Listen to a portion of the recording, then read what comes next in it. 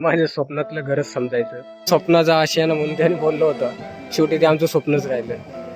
अजूनही मी भाड्यानेच राहतो. भाडाही भरते आणि EMI भरते. खरंच परिस्थिती खूप खराब आहे. आजच्या ब्लॉगमध्ये मी तुम्हाला आज हे जे स्टेशन आहे हे वांगणी रेल्वे स्थानक आहे, तालुका कर्जत, जिल्हा रायगड, जिथं मी माझं घर घेतलेलं आहे. माझे एक फ्लॅट घेतलेला आहे. 10 वर्षापूर्वी घेतला आहे. तो अजून मला भेटला नाही. ते बिल्डर फ्रॉड निघाला. तो सगळं सोडून निघून गेला आहे. सगळं काम असंच अर्धवट राहिलेलं प्रोजेक्ट. आज सगळं बाहेरच मिळून एक सभा ठेवली होती, मीटिंग ठेवली होती. पुढचा रस्ता काय न्याय आपल्याला कसा मिळेल त्या हिशोबाने आज आमची तिथे मीटिंग होती. त्यासाठी मी इकडे वांगणीला आज आलेलो आहे. हे आहे वांगणी रेल्वे स्थानक, तालुका कर्जत, जिल्हा रायगड, जिथे मी माझं घर घेतलेलं आहे, स्वतःचा फ्लॅट घेतलेला आहे. त्याच्यासाठीच मी आज इकडं आलेलो आहे. तिकडं मीटिंग आहे म्हणून तिथं चाललो आहे साईटवरती, जिथं माझा फ्लॅट आहे. माझा फ्लॅट आहे पाचशेने गावाच्या पुढे खांड्याच्या पाड्यामध्ये. हे आता हे वांगणी स्टेशनवरती मी, वांगणी रेल्वे स्थानक. इथूनच आता रिक्षा पकडून जायचं आहे मला. इथून मागून असंच या ब्रिजनी बाहेर निघालं का वांगणी वेस्टला माझा फ्लॅट आहे.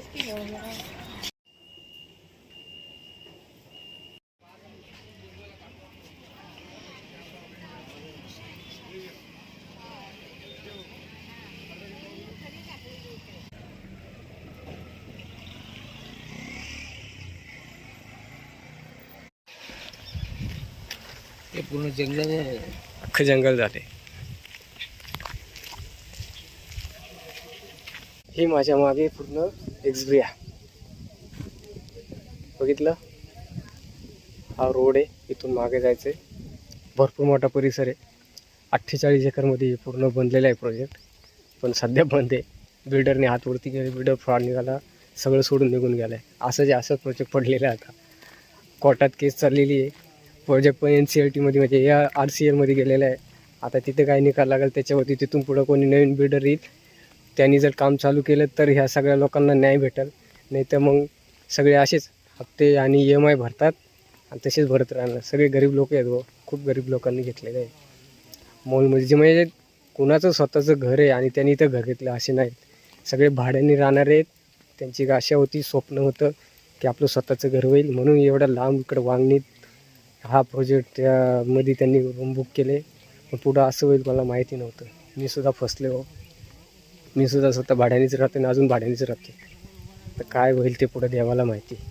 देव करो आणि आम्हाला आमची घरं भेटो, आमच्या बाजूने न्याय लागो कोर्टातून आणि आम्हाला आमचं घर भेटो. बघा आता हे मागून एंट्रीचं गेट करून सगळे येतात.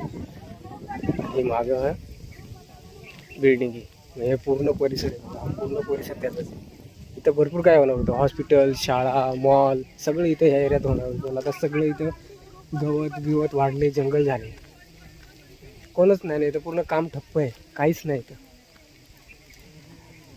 होईल एक आशा आहे. स्वप्नातलं घर, मी तेव्हा म्हटलं आपलं स्वप्नातलं घर होईल तयार, आणि ते शेवटी स्वप्नच राहिलं. ते काही पूर्ण झालं नाही. 10 वर्ष झाली. आता अजून पाहत नाही किती वर्ष लागतील. कवर आम्ही भाड्याने राहायचं, कधी आमचं स्वतःचं घर व्हायचं.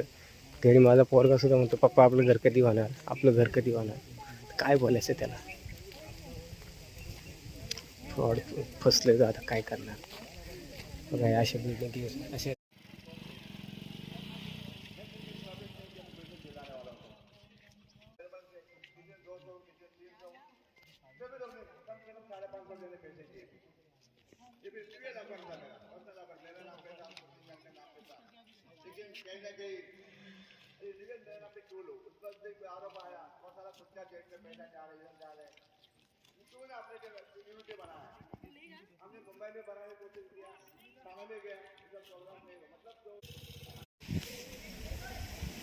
तर आजचा व्हिडिओचा विषय असा आहे. बघा हा जो मी व्हिडिओ काढते, ह्या व्हिडिओ बघा हे दिसते पूर्ण बिल्डिंग बनलेली आहेत. हे आहे एक्सब्रिया डेव्हलपर्स वांगणी, जिथं 48 एकरमध्ये हा प्रोजेक्ट बनत होता. 2015पासून बुकिंग चालू होती. आता वर्ष आहे 2026. गेली जवळ 10 वर्ष झाले. बिल्डरनी प्रोजेक्ट चालू केला, पण अजूनसुद्धा कोणालाही पोझिशन भेटली नाही. आज आमची इथं मीटिंग होती. शेवटी आम्ही इथे एक असोसिएशन स्थापन केलेली आहे. आज सगळे बायर्स म्हणजे ज्यांनी फ्लॅट बुकिंग केली, ज्यांची बुकिंग झालेली आहे, ज्यांचे EMI चालू आहे, जे पैसे भरतात, ते सगळे लोक आज इथं आले होते. एक असोसिएशन स्थापन केली. त्या असोसिएशनमधून त्यांना थोडं मार्गदर्शन केलं, कारण हे सगळी प्रोजेक्टची कोर्टात केस चालू आहे. हे बघा, हे बिल्डिंग कशा बनवत आहेत. तर माझ्या स्वप्नातलं घरच समजायचं. वाटलं होतं काहीतरी होईल आपलं, एक छोटंसं कुठंतरी घर होईल म्हणून एवढं लांब इकडं घर घेतलं होतं. 2016ला बुकिंग केली होती. आता 2026 आहे, 10 वर्ष झालं. माझं स्वतःचं घर नव्हतं. आता अजूनही मी भाड्यानेच राहतो आणि तेव्हाही भाड्यानेच राहत होतो. पण पुढं असं होईल काय वाटलंच नव्हतं. पण त्यातनं अडचण आली, परिस्थिती जर खराब असली माणसाचं तर त्याचं काहीच होऊ शकत नाही. तसं माझ्याबद्दलच झालेलं आहे. एक स्वप्न होतं माझं स्वतःचं घर असेल, माझ्या स्वतःच्या घरात जायचं, माझा पोरगा, माझी बायको, त्यांना पण स्वतःच्या घरात राहायचं होतं. म्हणून मी इकडे घर घेतलं. स्वस्तामध्ये घ्यायचं होतं मला, आणि स्वस्तात होतं. माझे जेवढे अंतरून पाहून पसरतात ना, त्या हिशोबाने मी बघितलं. आपलं काय प्रायव्हेट नोकरी आहे, सरकारी नाही आहे. त्या हिशोबाने मी इथं बुकिंग केली होती 2016ला. 2016ला बुकिंग केली. आज 2026 आहे, अजूनही मला घर नाही भेटलं. लॉकडाऊनपर्यंत काम व्यवस्थित चालू होतं. तिथून पुढं जे बंद झालं ते अजून चालूच नाही झालं. बिल्डरने हातवरती केले, समजायचं तो फ्रॉडच निघाला. तर तो निघूनच गेला. काम पूर्णपणे बंद आहे. आणि आता केस गेलेली आहे NCLTमध्ये. तर NCLTमध्ये गेली म्हणजे ती कोर्टातच गेली. त्याचा काही निकालच लागत नाही आहे. कोणी दुसरा बिल्डर येऊन हे बनवू शकतो, तर ते अलग आहे, पण ते NCLT होऊन देत नाही आहे. आमचं कोणाचं काय ऐकूनच घेत नाही आहे पूर्ण. कारण परिसर एवढा चांगला आहे ना, गावच्यासारखा आहे एकदम. खूप मोठा परिसर आहे. 48 एकरमध्ये त्यांनी हे काम चालू केलं होतं. आणि 53 बिल्डिंगचा प्लॅन होता. सगळे 7-7 माळ्याचे टावर. हे बघ माझ्या मागे एक 15-16 बिल्डिंग तयार आहेत. माझी पण बिल्डिंग तयार आहे. पण OC भेटल्यावरती आहे ना, सगळं OC भेटली तर होईल ना. OC भेटणार कुठून? कामच ठप्प झाले. अजून कामं चालू होती, सगळं चालू होती. त्यामुळे लोक आज ना उद्या भेटेल या आशेवरतीच होती. स्वप्नाचा आशयानं म्हणून त्यांनी बोललं होतं. शेवटी ते आमचं स्वप्नच राहिलं.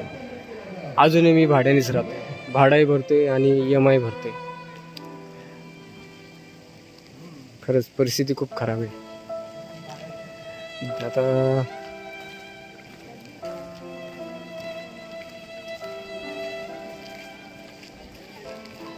ते म्हणतात ना, आता शेवटी देवाच्या हातात आहे.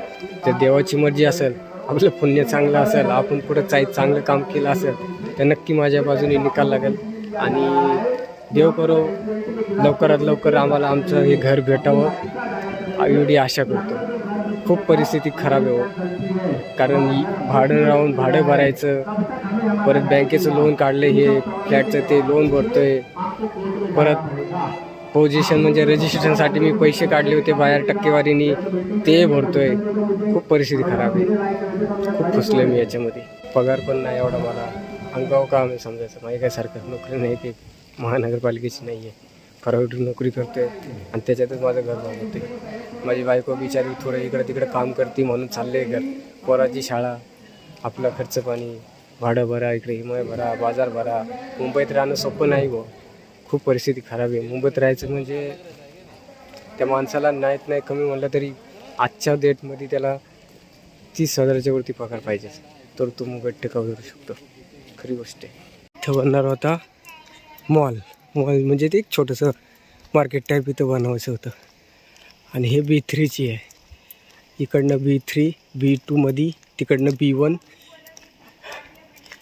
हे इकडं हे पण Cचं होतं. हे मागे सगळं Cचं. आणि हे समोर दिसतं हे एंट्री गेट. तिकडून आतमध्ये यायचं मेन रोडनी. तिथे पण बिल्डिंग आहेत.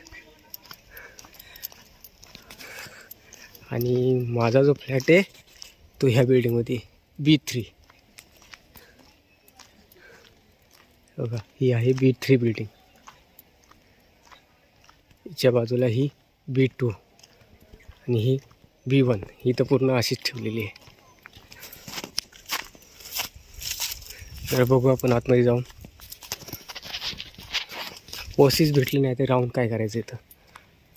हे आमची फ्लॅटची बिल्डिंग.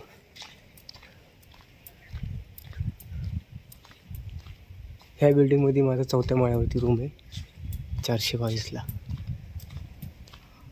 नाही म्हणलं तरी मी 2 वर्षांनी आले. बघून येतो कसं आहे ते. आतमध्ये यायचं.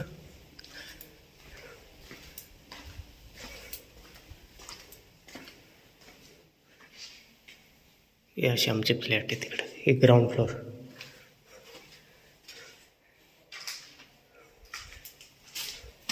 लिफ्ट पण लावलेली आहे पण बंद आहे सध्या. ही लिफ्ट. हे इकडे एवढे रूम, हे इकडे एवढे रूम. माझा रूम आहे 4 माळ्यावरती. 10 वर्ष झालं मी रूम घेऊन इथं. 2016ला रूम घेतला होता. आता आहे 2026. म्हणलं आपलं स्वतःचं घर होईल, स्वतःच्या घरात राहू. कारण आपल्याकडे तेवढा पैसा नाही आहे. लोन केलं बँकेतून, त्यातून लोन करून हा रूम घेतला. तिथं पण मी फसलो. बिल्डरनी फ्रॉड निघाला. लॉकडाऊनच्या नंतर कामच बंद झालं आणि निघून गेला. अजून मी भाड्यानेच राहत आहे. तर नशीबच आपलं तसं असतं, काय करायचं. सगळीकडून मार खालाय फार. आता 3 माळ्यावर आलो आहे. माझा रूम होता 4थ्या माळ्यावर. माझी एक बिल्डिंग तयार आहे, 10-12 बिल्डिंगी तयार आहेत. मग ओसीच नाही तर काय करायचं. येऊन राहायचं तरी काय. लाईट पाणी सगळ्या सुविधा तर पाहिजेत. नुसतं ते काय करणार मॅडम. हा 4था माळा.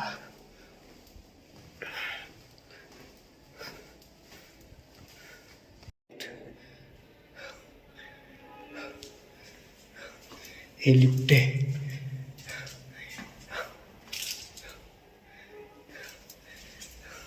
सगळे रूम तयार आहेत. काय काय लोकांनी पोझिशन घेतली आहे. कोण राहते, बरेचसे लोक राहतात. पण जाळ्या लागतात दरवाजांना. खूप हालत खराब आहे बाबा. 12 इकडं 12 इकडं, 24 फ्लॅट एका माळ्यावरती आहेत.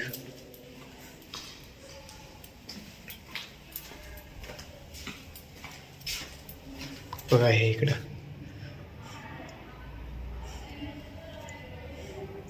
419, 420, 421, 422.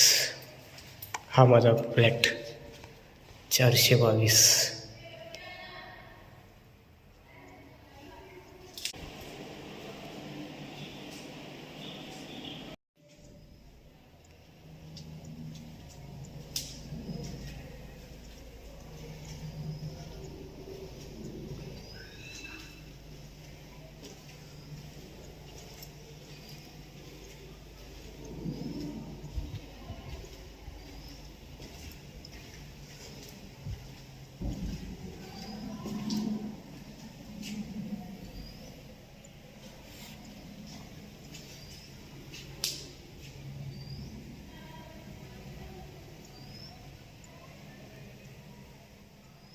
लोक फार्म हाऊस 2 करोड रुपयाचे फार्म हाऊस घेतात. तिथं आम्हाला इथे स्वस्तामध्ये अशा ठिकाणी अशी घरं भेटली होती. खूप मस्त आहे इथे. लोकेशन लय भारी आहे. गावचा भाव आहे. चला तर मग भाऊ तुला अजून चांगले बाहेर. आता डेव्हलपर्स बदलापूर, आपल्या वांगणी, वेगवेगळ्या डेव्हलपर्स वांगणी. हा पूर्ण परिसर आहे. इथून गेट. हा जो रोड येतो हा वांगणीतून इकडे यायचा. एक गेट तिथे आहे, ते बंद आहे सध्या. आता हे असोसिएशनने इथे बोर्ड लावला आहे. एक गेट आहे. आणि हा जो रोड जाते सर, हा तुम्हाला माहिती असेल म्हसाची जत्रा खूप मोठी फेमस आहे. हा रोड असाच म्हसाला जातो. मग इथून नाही म्हणलं तरी एक 8-9 किलोमीटर असेल. गेलो आहे आम्ही पण एकदा इथूनच. असं ते आहे वेगवेगळ्या डेव्हलपर्स वांगणी. बंद पडलेलं प्रोजेक्ट. तिथं माझं स्वप्नातलं घर आहे आणि ते स्वप्नच राहिले. अजून देव जाणे कधी भेटेल आम्हाला आमचं घर.